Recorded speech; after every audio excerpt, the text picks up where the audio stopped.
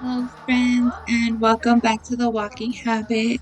If you're new here, this channel is about celebrating movement, not just long walks or workouts, but daily movement, the kind that happens inside real life, the kind that happens in kitchens, in family spaces, in emotional moments, in days that don't go as planned.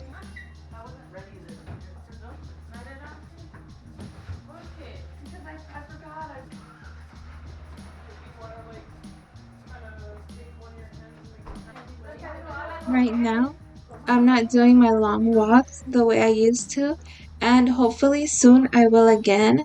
But for now, I'm still here, I'm still moving, I'm still showing up, and today's video is very special and very real.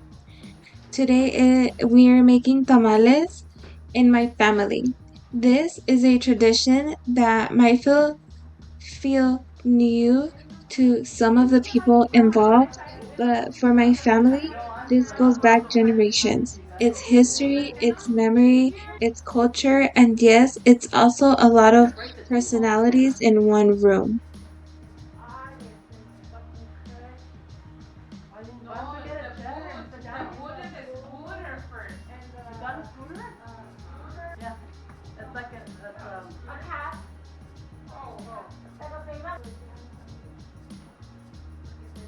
There will be tension, there will be emotion, and if at any point it feels too much, please know you're always welcome to step away and join me again in the next video. The heart of this channel is movement, and today, movement shows up in ways you might not expect.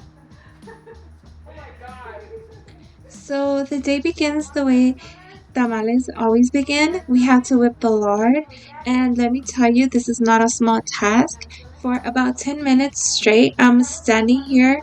My arms are moving, my arms are tur- turning, and my shoulders are engaged. Around 6 to 7 people are in the living room. We're all dancing around each other. We're passing bowls. We're stepping sideways. We're laughing and moving without even realizing. This isn't hiking, it's not the gym, it's not glamorous, but this is movement. Movement.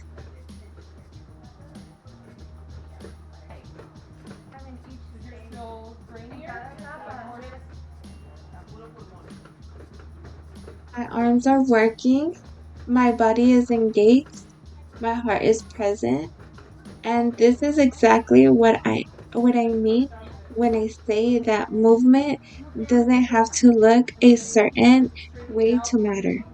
Sometimes it looks like whipping lard. Sometimes it looks like standing your ground. Sometimes it looks like staying. Next comes the masa. Everybody has a bowl, and while we're mixing, my mom comes around adding ingredients and adjusting and tasting and correcting. This part lasts another 15 minutes or so, and it's repetitive, it's rhythmic, and it's almost meditative. Working the masa takes strength. Your arms burn, your hands feel it. It's like dough, but not quite. It has its own texture and its own resistance. And again, this is movement, this is effort, and it's participation. Not everything that strengthens you looks impressive on the outside.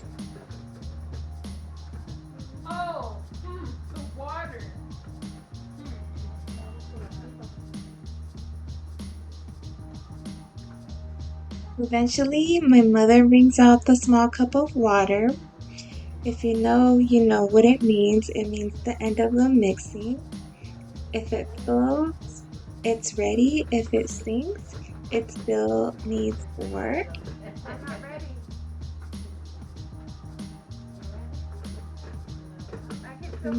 Not dramatically, just honestly. I told my mother I wasn't ready.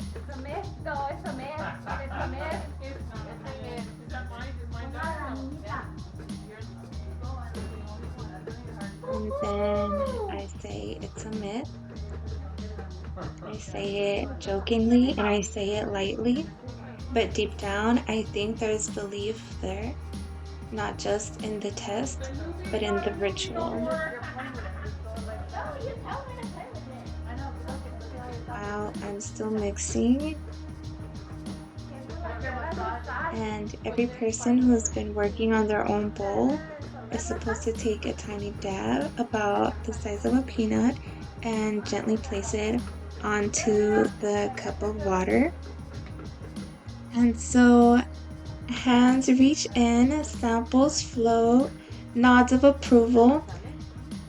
There's a quiet relief in the room, like, okay, we're almost done with this part.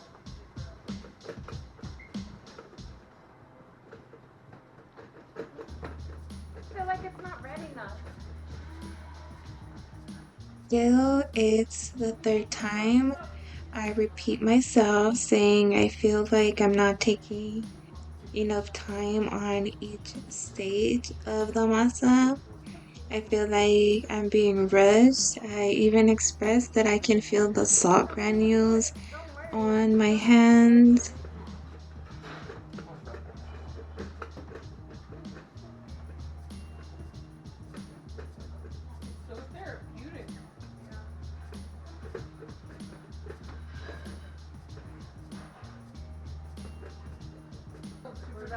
This moment might seem small, but it isn't because sometimes the hardest thing to do in a room full of people is to say not yet.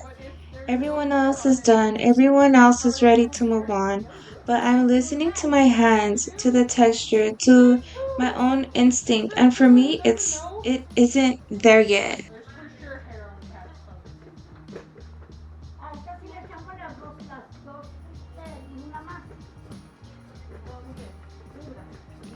And almost immediately after that, things start stacking on top of each other. Questions about the lard come up. How many boxes went into each bowl? Someone isn't sure anymore. My cousin chimes in, talking about how much went into the masa, and suddenly everything feels tangled.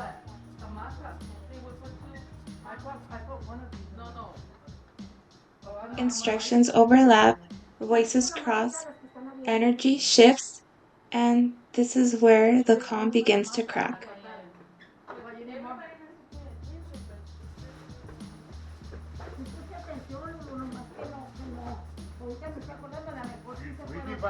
We divided a big box and Zoe got one.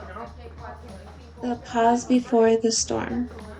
Looking back, this cup of water feels like the last quiet moment, the last pause, the last chance to breathe, because after this, the room isn't just about tamales anymore. It's about control, about being right, about whose way is the way. And I'm still standing there, hands in the masa, trying to stay grounded, trying to stay present, trying to keep moving. Hey girl, maybe you ought to clean yourself up again and start making your masa right here because your table's I'm dirty again. allowed to move at my own pace. I'm allowed to trust my body. I'm allowed to take a little more time. We need to move one of these.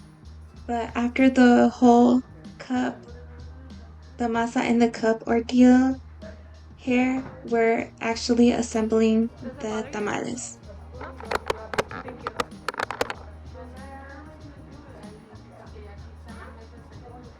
And the layering begins.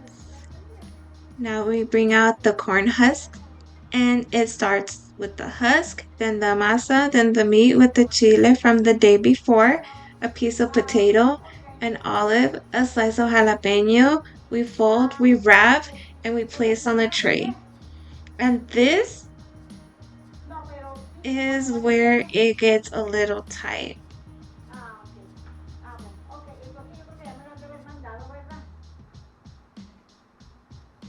Before everything shifts, there's actually a really soft moment. I'm holding the corn husk in my hand, and I look at my mom and I tell her, these corn husks are really beautiful this year. They're different from last. They're smoother and lighter. And I mean, I tell her they're very beautiful. And for a brief moment, everything feels aligned. And then she turns around and starts criticizing the other little girl's work instead of adjusting or correcting or guiding. And for about a minute, maybe a little more, we're all just working.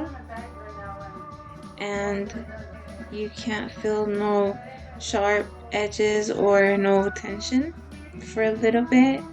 We're just arranging the tamales on the trays. If you notice, our hands are moving, our bodies are shifting, and everybody is focused at this point. We're still moving and we're still present. And I'm thinking to myself, you never really know when life is going to turn sideways. Sometimes things are fine until they aren't, but right now we're all just moving along. And in this calm pocket, I quite casually asked my aunt, Tia, since you're always out, can you bring me some champurro from Nogales when you go? Just a normal question, light every day, but before she can answer, my mom, well, before she can answer, my mom interrupts me. She says, daughter, the husks are unfolding when you put it on the tray. I respond calmly. I say, Mom, when you put them on the pot, you're going to rearrange them anyway. And that's when something changes. Behind us at the other table, one, two, three, four, five people, everything stops. Hands pause mid motion, the room goes quiet. And I turn and I ask, why are you guys opening my tamales? Both of them respond immediately. We're not opening anything. They're just really ugly. Why? Because the tail is opening. And that's when it turns into an attack. Voices rise, words overlap. I say, no, no, no, no, no, I don't want this. But it keeps going. I look at my mom and say, you're really going to do all of this over the tail of the husk? And she responds, well, what the hell? What the f? From across the hallway, I hear my sister laughing, and something in me snaps. I yell, go laugh with your other daughter over there. And then the money comes up. $200 worth of meat, she says. And I respond, yeah, for it to be eaten at the end of the day is going to get eaten anyway. Why are you throwing that in my face? At this point, people started slamming things, not out of rage, but discomfort. That sound people make when they don't want to intervene,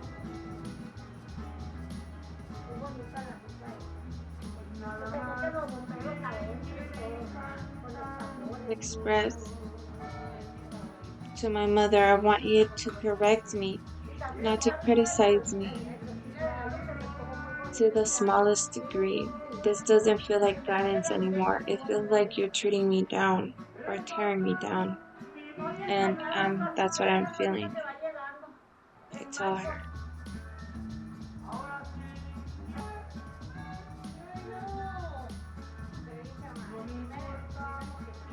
She doesn't respond with calm. She tells me to shut my mouth, my animal mouth. And I answer, still in Spanish. Please, Mom. You're doing all of this over a husk. I can hear myself pleading now. Not to be right, but to be met with a little grace.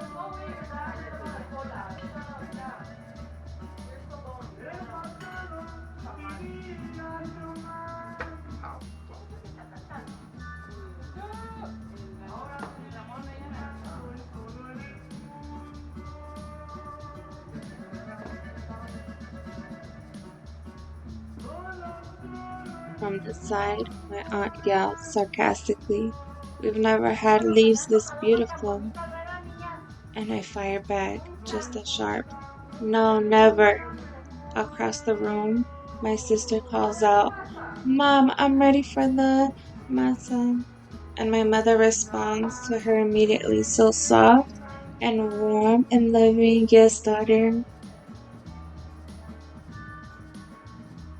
But for now, it's time to focus. The leaves, the masa, the meat, the olives, potatoes, jalapenos, we fold, we wrap, and place on the tray again and again. This time, I'm careful. I make sure the husk doesn't open, doesn't unfold, and doesn't give anyone a reason to come back for me. This isn't about the tamales anymore. It's about staying included, staying useful, staying quiet enough to remain present. My hands keep moving even though my chest is tight. I don't leave, I don't explode. I stay because sometimes staying, even when it costs you something, feels safer than walking away.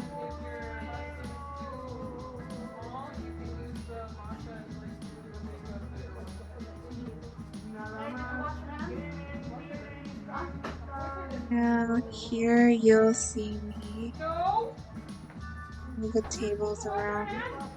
Not because I'm decorating, not because it's part of the plan, but because I'm moving them. My aunt had told me I need to shut the heck up in more vulgar terms, and I told her that she needed to take her own advice, and that was the end of that. I had just had an argument with my mother and then my aunt, and I can feel it in my chest, in my hands, in my jaw. So instead of standing still with it, I move. I shuffle the tables, I lift, I slide, and I rearrange. This is what movement looks like when emotions are loud. It's not pretty, it's not calm, but it keeps me grounded. And this is what the walking habit is really about, moving through life even when things are heavy. And then we cut to the taste test. My sister takes a bite and says it's a 10 out of 10. And just like that, the tension softens. Food has a way of doing that. Tradition has a way of pulling us back together. Even after friction, we eat, we sit, we exist in the same space again. And for a moment, I feel included. And that feeling matters more than people realize. And everybody is enjoying a meal. And then I start cleaning.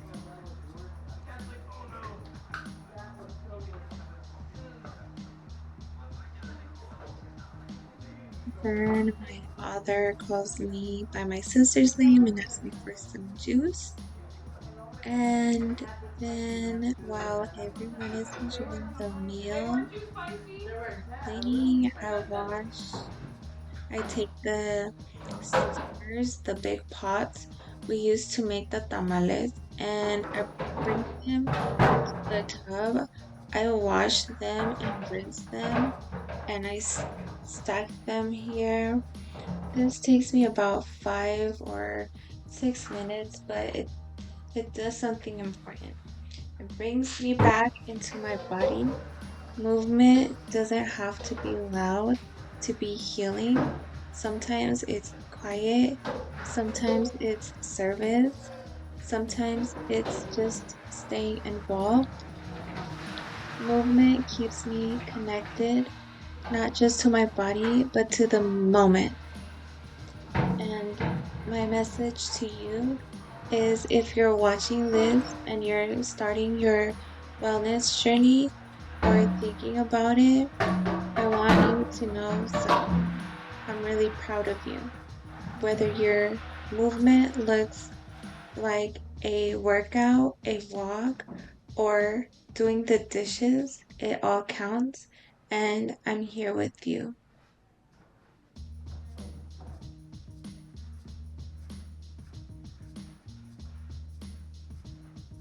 Please feel free to reach out to me, to leave me a comment. I want to know how you are. I want to know if I can help you in any way. I'm here for you. I'm here with you. And one day at a time, and let's keep moving forward. The next day, I clean my grandmother's room and then I clean my own room.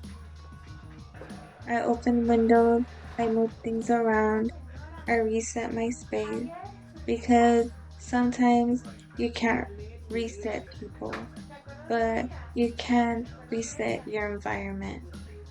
Again, movement shows up quiet, steady, and intentional.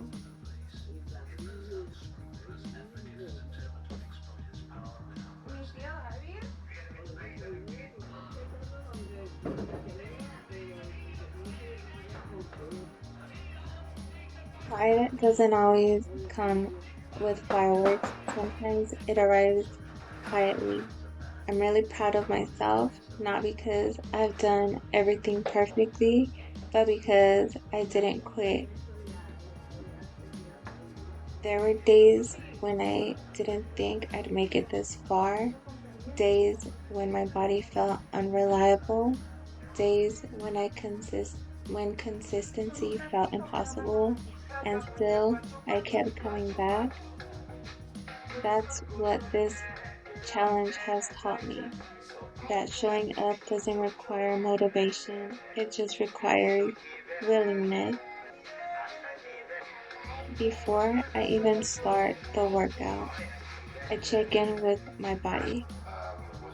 I ask it, what do you need today? Not every day feels the same.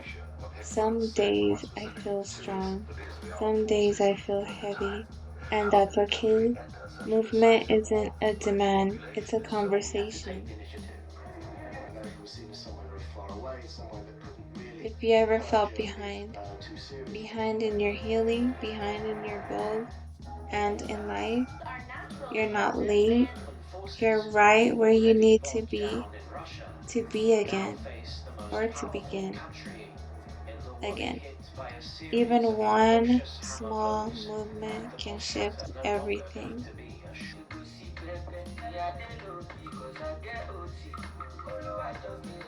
Day 23. I can't believe I'm here. Now we're at day 23 out of 30 of my arm workout challenge. And honestly, I can't believe I'm here. There was a time I thought I'd never make it this far. I didn't trust my body, but here I am and I'm really proud. I start with a 15-minute stretch, then I get right into it. After after I dance out whatever I needed to dance out, I don't know what this is called, but my arm is on my thigh, pumping upward while I'm in a lunge. It's a full body engagement, and then on the other side. And then my legs are even, torso parallel to the ground. I think it's called reverse fly. And then I dance because movement is movement.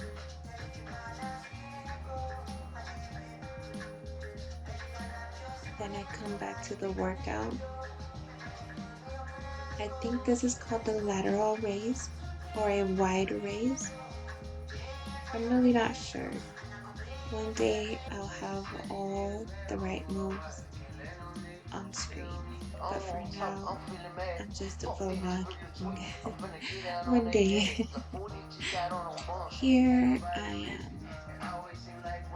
Bring the waist hinge forward, torso parallel, core engaged. Then these are halo twists. I'm using 3.5 kilogram weights, about 6 pounds. Then these are a row, I think. And the weights are near my knees, and then I pull up, twisting slightly depending on the set. The placement of your hands matters, your form matters, but so does listening to your body. And it's breathe and continue. Breathe and continue. After this, I do a mini get ready with me. No deep routine, no extra steps. Just concealer where I need it, eyebrows, and 2-second mascara. I truly enjoy sharing this space with you, and I will never take it for granted that you let a little piece of my life into yours. Please remember the mission to keep moving forward, to choose to be here, to live with intention, to stay present even when life get messy. Yes, there was drama. Yes, it was a lot, but this is